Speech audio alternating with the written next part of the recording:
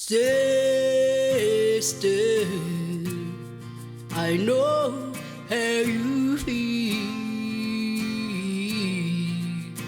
I know it's real. Everybody has the right to feel safe, to feel happy, to feel loved, to feel peace, to have choices. We, as Indigenous women, all women, have a special role to play in Australian society.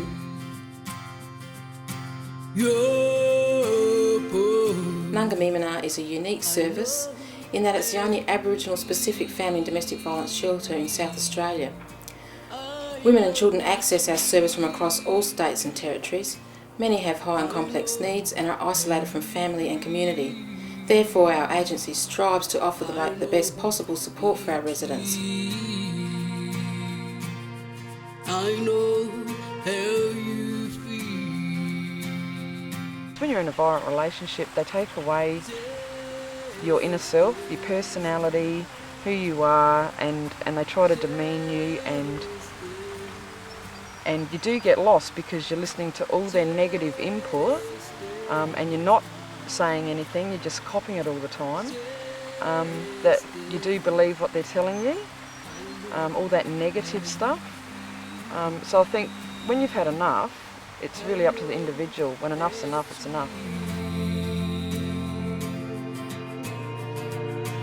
Every person, individual person, is entitled to their own happiness. And I felt bad for the children having to leave their father, but I just figured, well, when they're their age, they can make their own life path. But at the moment, they're on my life path with me.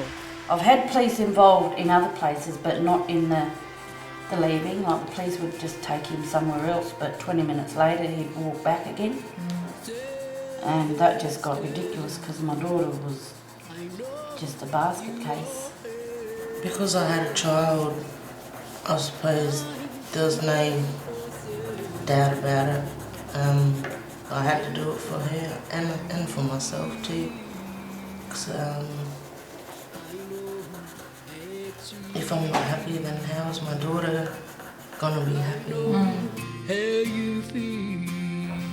Women choose to come to Nungamimina because we have a clear understanding of what their needs are.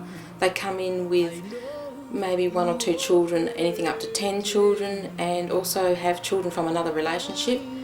So we've designed our service to accommodate small families, medium families, larger families. I know it's real.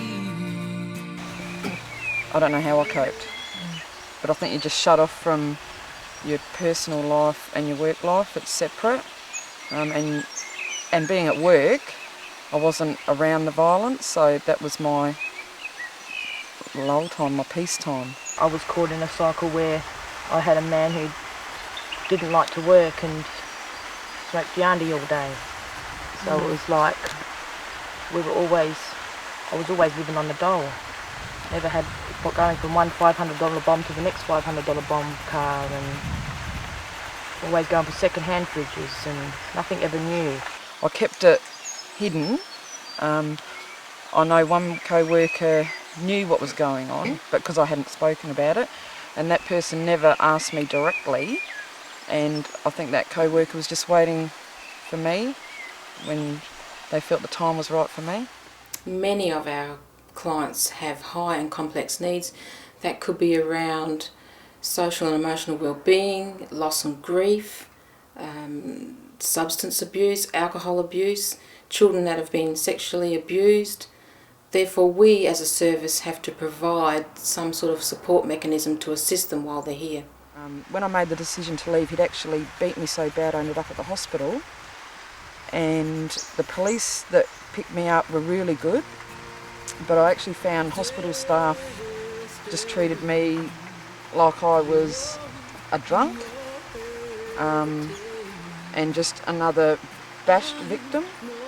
I wasn't looked at properly, and it wasn't till 3-4 weeks later a girlfriend said to me, she said, "You're actually concussed because your speech was slow, your movements were slow for 2 weeks." But because I was beat up so badly, I didn't go back to the doctor.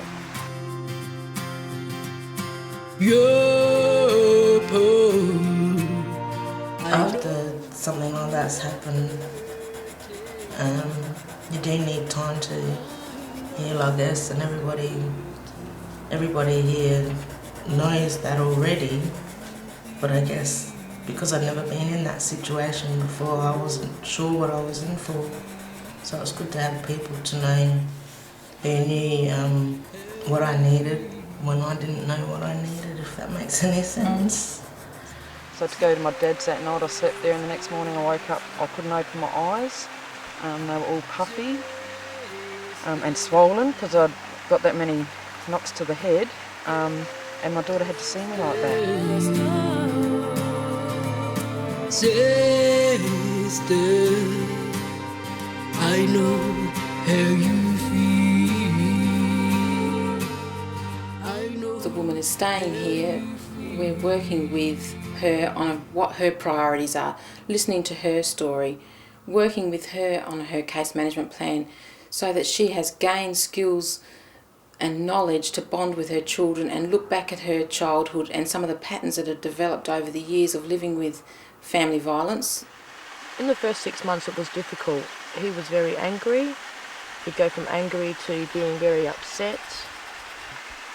He'd constantly coming around to my house begging for forgiveness, and where it got that way where I had to end up taking a restraining order out just on, wasn't mainly the violence, but it was just the heartache he kept inflicting on me and the kids by coming around himself drunk and crying and making me feel like the horrible person in it all. We're not here to tell our families or our mothers that they're bad parents. We're here to encourage them, to engage them in healthy conversation, to, I guess, work closely with them and their children so that when they do leave and go into their own home, she's taking a little bit of what she's learnt or a lot of what she's learnt with her. I'm going not expecting a man to bring me a car, a man to bring me a house. It's like I'm going to do it myself, and then I know it's mine. Since leaving the shelter, I've got my own housing trust. The kids are settled in the school now. I've got a lot of friends. I still see old family members, but not as much because I chose a suburb where I was off on my own a lot more, and so I can rebuild a new life. Some people might think it's really hard. Well, I thought that it was going to be hard to find a job, but once I started going and looking for it and really wanting work, then it was right there in front of me. I noticed some people actually cave in after 2 weeks and go back to their partner because life is easier and they will get to, you sort of go back on your payday or whatever. But I think if you persevere, it's kind of, you'll see the light and you can make a better life for yourself. No, I don't think I want to go back to that situation. I've come too far now to go back. But yeah, my daughter sees her father every now and then, and they really love each other, I can tell, and that's good.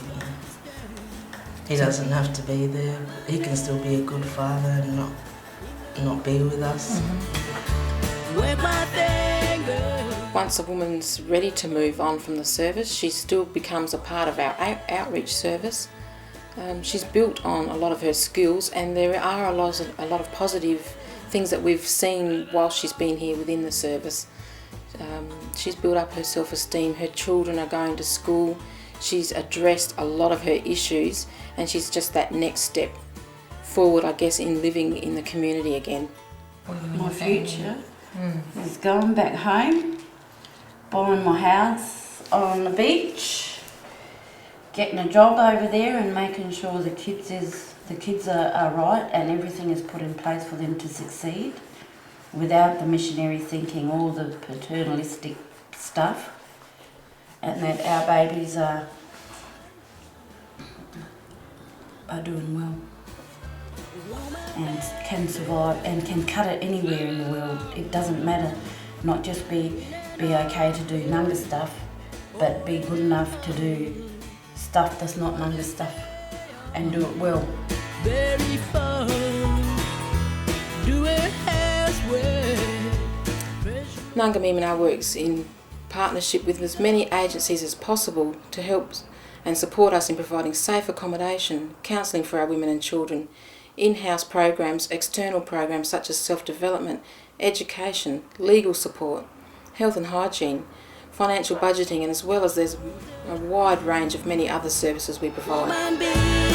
Working with Nungamimina has challenged us to think about how we work with the extended family. For our organisation, Mission Australia, and here in the parks, they've provided a critical role around information, around culturally appropriate service delivery. I believe a service like Nungamimina is challenging the boundaries around the way traditional services have worked. It's recognising the need for, as I mentioned, that whole of family approach. It looks at areas around education and training. It looks at practical ways around empowering the clients that come into its service to live full and meaningful lives. Love